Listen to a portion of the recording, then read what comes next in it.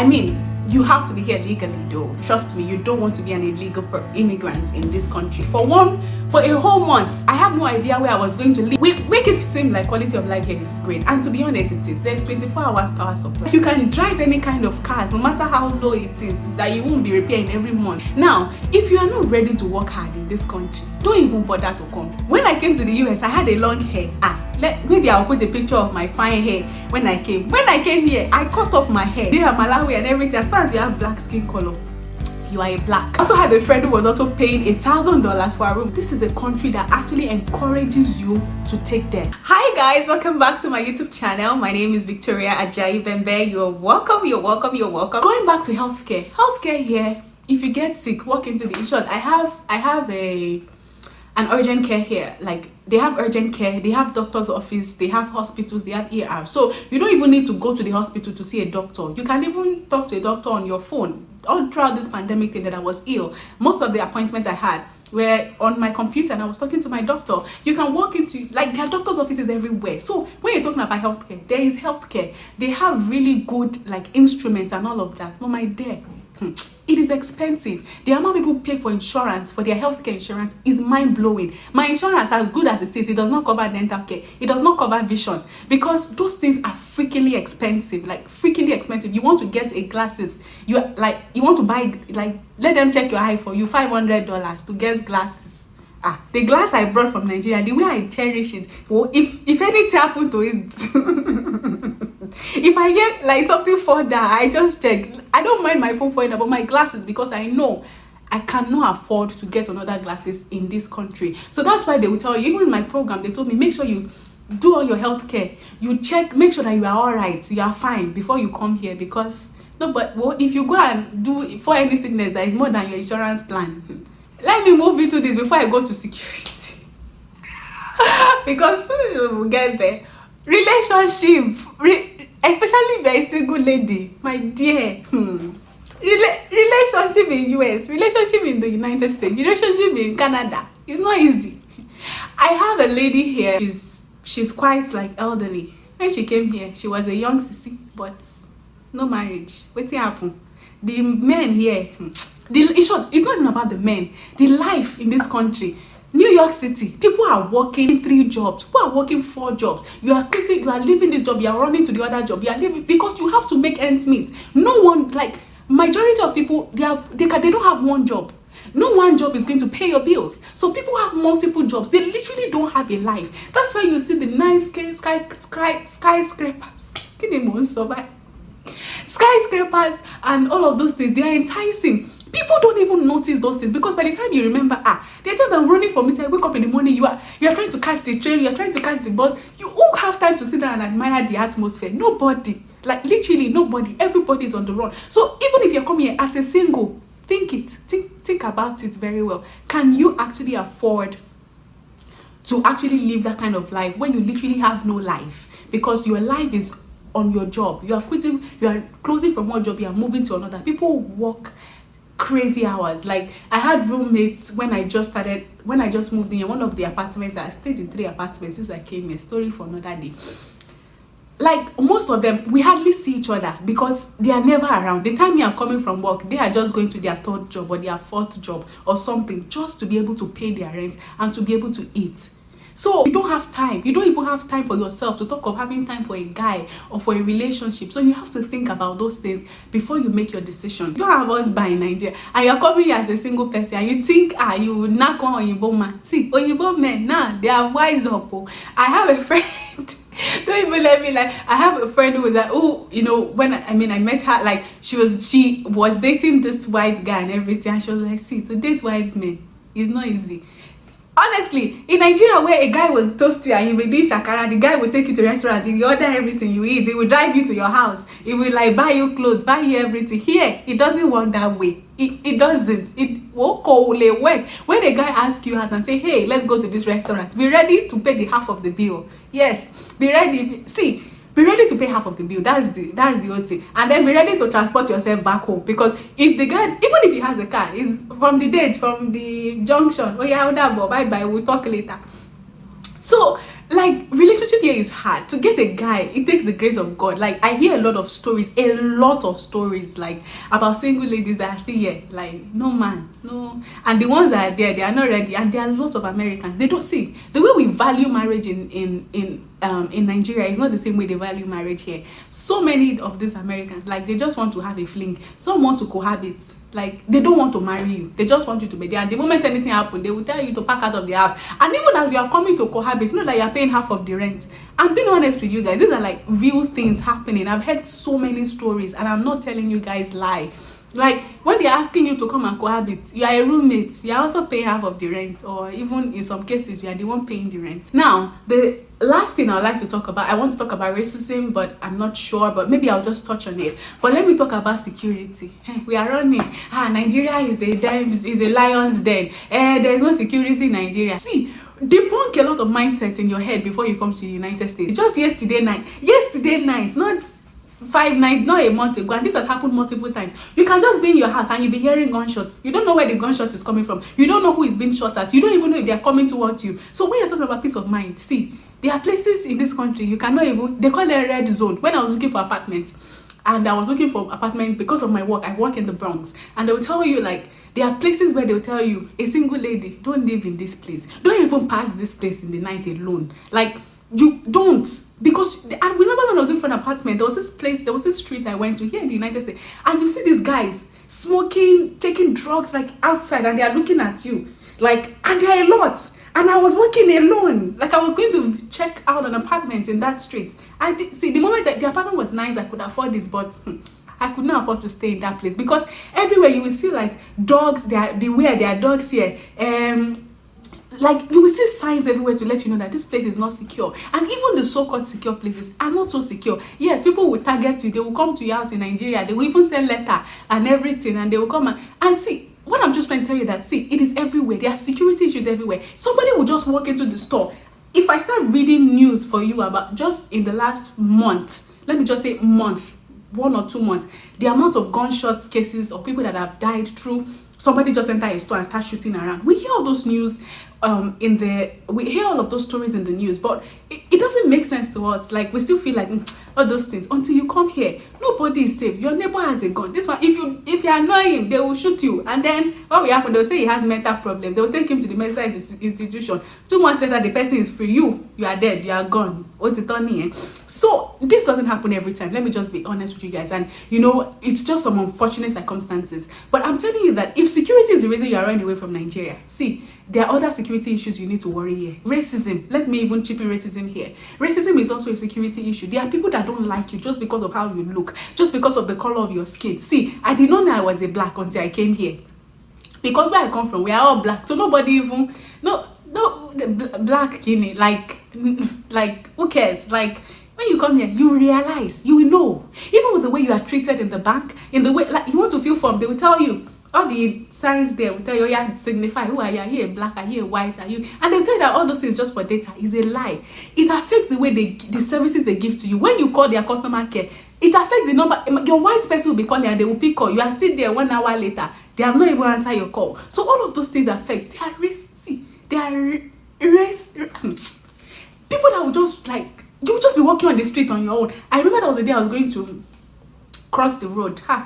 I was going to the grocery store, and I don't know, the light has already said red, that is, I'm supposed to go. And I think just as I was about to move, I don't know what happened, the light changed, and this guy, it was coming from a curve, like, it was just, and the moment he saw me, I was already almost at the edge of the road. And if you saw the way this guy just, like, presses, I don't know if they accelerate or they call it, and it just went so fast. I was so scared, like, Motigon, I was already ready for the worst. And when he got to me, he just said, "Fuck you, nigga!"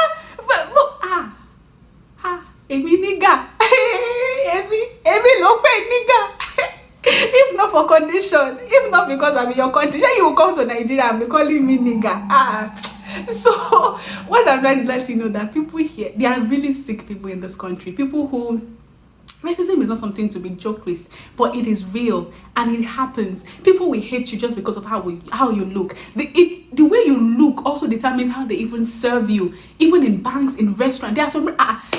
The day I wanted to go about my hair, let's ask. maybe Stanka will bear me witness if she's watching this video. She was the one who took me to a place to barber, and she was telling me, well, first of all, I entered the wrong barber store, and then she was like, no. And I was like, why can't we go? And she was like, the last time she went there, she just sat down there. They only attend to wise people, and they didn't tell her. And that's the thing, they won't tell you because you can get them arrested. She just sat down there, and white people were coming, they were attending to them, and she was just sitting down there 1 hour, 2 hours. Nobody even come to say, auntie, what are you looking for? Like, there is passive racism, there is active racism, there is aggressive racism. There are people who are just sick in their head, and they just believe that the color of your skin. So when you're talking about security, see, there's no security anywhere. There are places in Lagos you can live, or Nigeria you can live, where you will get more security than you would in the United States. But all in all, if you can afford, now this does not even, see, I've not even started to talk about your mental state. See, your mental health, especially in this time of isolation, is a totally different story. Like,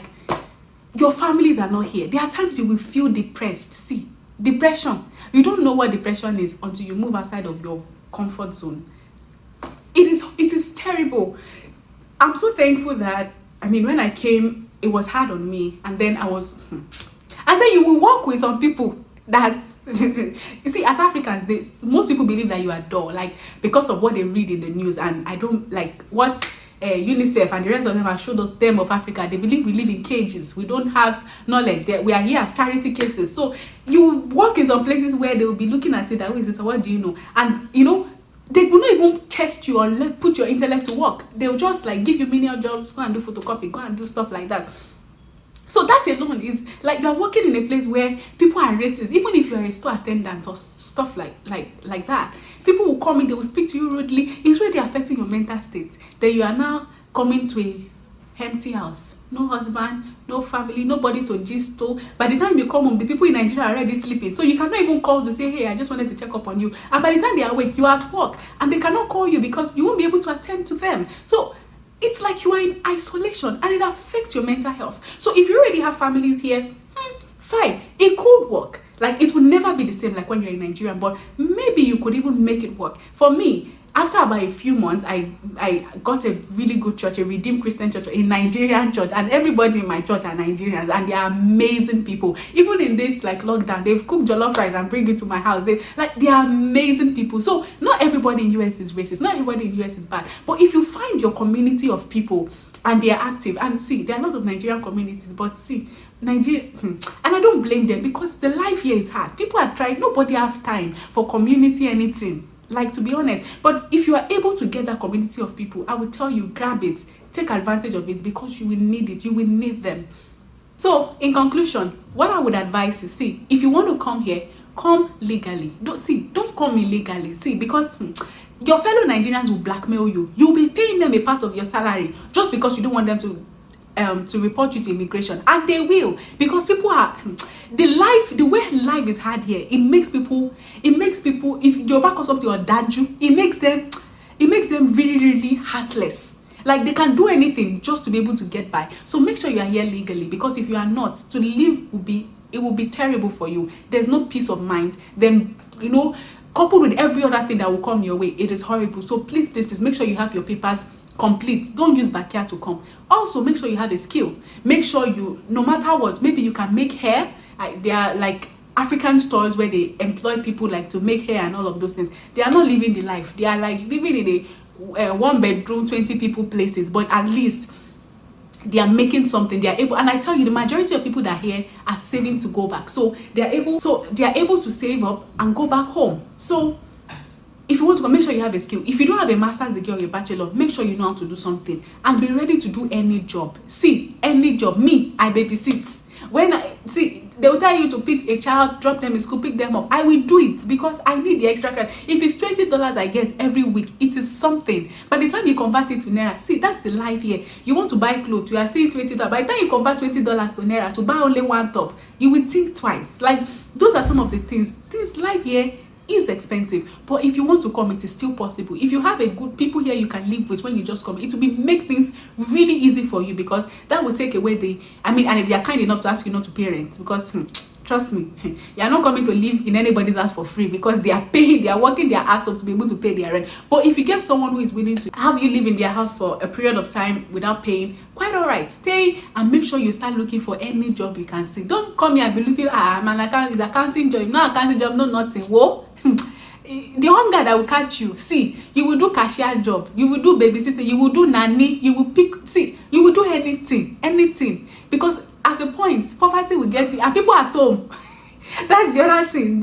What lost abroad is in the US, they are thinking you are swimming in money, so responsibility is piling up for you at home. So you have to make sure that don't come here with a high expectation or anything. And if you're coming here to school, please face your studies, and when you come here to school, make sure you get a job, a part-time job, because even citizens of this country, they have part-time jobs when they are schooling. And no lecturer will even advise you. There hardly anybody who does full-time without like having, maybe their parents are very rich and they have college fund and all of those things, but majority of people are working 5 jobs while they are in school. So make sure that you make your research, and you assume the worst possible scenario that could happen, and you are ready before you decide to migrate. I hope with these few points of mine, I'll be able to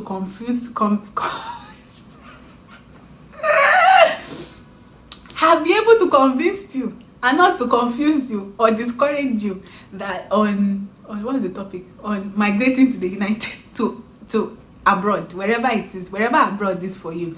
So just make sure that you have your papers, you have enough money, and you are ready to do anything. And when I say anything, I don't mean prostitution. And please pray. See, guys, pray and make sure that God really wants you to be here, because there is nothing as bad as being in a place where God is not. See, you will struggle. I'm telling you. If God says sit down in Nigeria, and you are saying America, there are people in UK that are not okay. There are people in US that are useless. I'm telling you the truth. So make sure that this is where God wants me to be before I carry my kaya and start coming. May we not be like the family of Ruth and Elimelech that left when God didn't ask them to leave, and look at what happened. So make sure you pray and you are sure that this is what God wants for me at this stage of my life. God really wants me to come here. So don't use any backyard. And that's the one way reason. Am I saying? The one way you can be sure that this is what God wants is you don't have to struggle to make it work. When I was coming here, I did not struggle. Maybe I'll do the video of how everything worked. That I'll also do a video about if you want to apply for a visa in Nigeria, what to expect and how to prepare yourself. So make sure you come back to watch that next week when the video is up. So please make sure you subscribe to be able to get all these days. Make sure you subscribe. Make sure you subscribe and make sure you like this video. Thank you so much for watching. I hope you enjoyed this. If you like this, please leave a comment below. If you have any other experience that you'd like to share to the viewers, maybe you're already here abroad and a Nigerian, anywhere in the outside the country, you want to share your experience, please do. If you're a Nigerian who have come and then you've gone back and you want to share experience, please do. If you're a Nigerian who want to come and you have any questions or anything, please put it in the comment box. I'll try to answer as much as I can, and I'll also encourage other people to please also converse in the comment section. I hope this has been helpful to you. Please remember to subscribe, please give this video a thumbs up, and please share with your friends and family. Again, thank you so much for joining me. It's your favorite girl, Victoria Ajayi Bembe. Till we meet again, have a lovely week. Bye. Mwah.